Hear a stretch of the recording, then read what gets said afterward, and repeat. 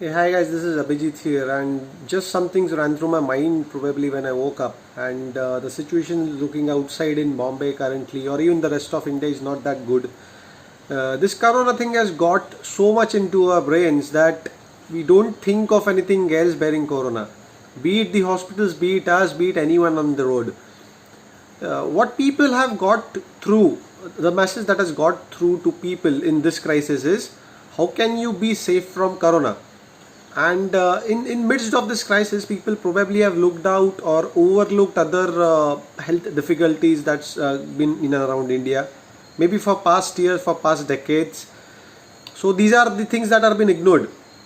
Now very few out of you may be knowing that if there is a medical emergency, what's the next thing that you will do? Let's say there is a heart attack or there is a brain stroke or anything, be it an accident. If there is a heart attack, what's the next thing we do? And 99 or might be 99.99% of people will get back to you and tell you that you have to just take him to a nearby hospital. That's it. That's for it. But how many of you really do know that 99 on 100 hospitals in and around your area won't take you in without a test? Yeah, that's the corona test. And basically what I might say, you might think, a heart patient suffering a heart attack might be having those 15 or 20 odd minutes to probably survive before he gets that medical aid.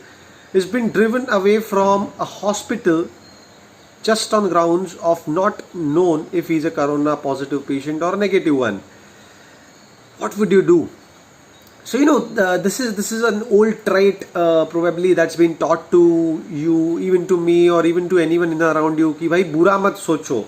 You should not think bad or something wrong that might happen to you down the line. And I don't call it wrong. You need to be positive currently at least. But what if? And we have not really considered what if something like this happens. Do you know how many doctors are in and around your area who might give you first aid or physical aid? I doubt many of us might. Bearing our family doctors, we don't even know how many medical people are there in and around our area, medical professionals who can probably give you that first aid, that CPR, which might buy you, those another 15, 20 or 30 odd minutes. We really don't know the number of hospitals that are treating you, maybe for COVID, maybe the BMC hospitals, which directly take you in without these tests. So, I don't say that all do, but a few do. And we need to know those few.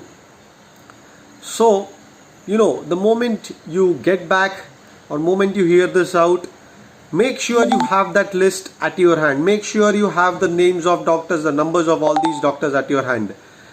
Another most important thing, any senior citizens in and around your house, in your family, be it anything, be it in and around your households, be it in and around your buildings.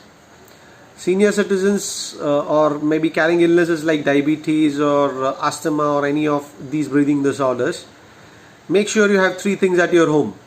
A pulse oximeter, that's basically checking your oxygen levels, a BP meter and a sugar checker. These 3 meters are the most essential things that needs to be there in your home if you are having a senior citizen in around. Why? We don't have medical time. We don't have beds left in Bombay at least.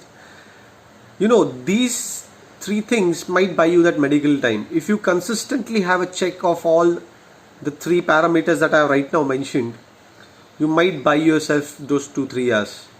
So give it a thought and definitely work on it. I hope this video might have worked a few or helped a few in and around me. If not, then definitely it might send a message across. Get out of your those traditional beliefs of not thinking bad, but you have to be ready for the worst in the current scenario. Signing off, Abhijit Prabhu. Thank you.